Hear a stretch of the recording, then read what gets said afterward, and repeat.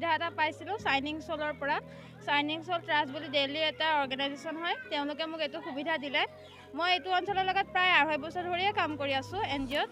এতিয়া ইয়াত নতুনকৈ সুবিধা দিয়াৰ কাৰণে মই ভাবিছোঁ এইটো অঞ্চলৰ ল'ৰা ছোৱালীখিনি কিবা এটা হ'লেও সুবিধা পাব বা তেওঁলোকে যুগৰ সুবিধা অসুবিধা আমাৰ জেনেৰেলি আমি যিখিনি আমাৰ প্ৰয়োজন হয় সেইখিনি তেওঁলোকে জানিব বুলি ইয়াতে আমাৰ প্ৰশিক্ষক বাইদেউ সংগীতা বাইদেউক নিমন্ত্ৰণ কৰিলোঁ।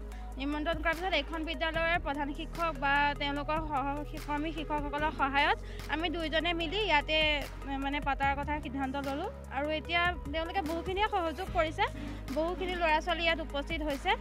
চ'ল ট্ৰাষ্টৰ মৰি বাইদেউক ধন্যবাদ জনাইছোঁ যে ইমান ধুনীয়া এটা সুন্দৰ অনুষ্ঠান আমাৰ ইয়াত আয়োজন কৰিলে।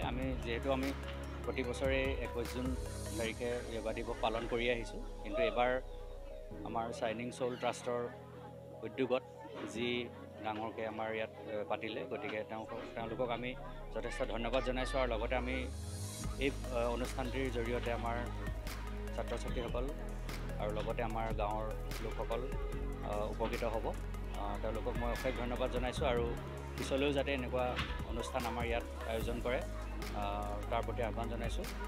আৰু আমাৰ বিদ্যালয়ৰ সমূহ শিক্ষক আৰু সকলৰ তৰফৰ পৰা তেওঁলোকক আমি শুভেচ্ছা জনাইছোঁ যে এনেকুৱা এটা সুন্দৰ অনুষ্ঠান আমাৰ ইয়াত আয়োজন কৰাৰ কাৰণে। সঁহাৰিটো বিৰাটেই ভাল লাগিছে। ইমান সৰু সৰু ল'ৰা ছোৱালী ইমান ধুনীয়াকৈ আহিছে আৰু মই যেনেকৈ কৈছোঁ সহযোগ কৰিছে। আমাৰ প্ৰতিজনক মানে মই যিদৰে বুজাইছোঁ তেওঁলোকে বুজিব চেষ্টা কৰিছে, এইটো বৰ ভাল লাগিছে সৰু ল'ৰা ছোৱালী হিচাপে।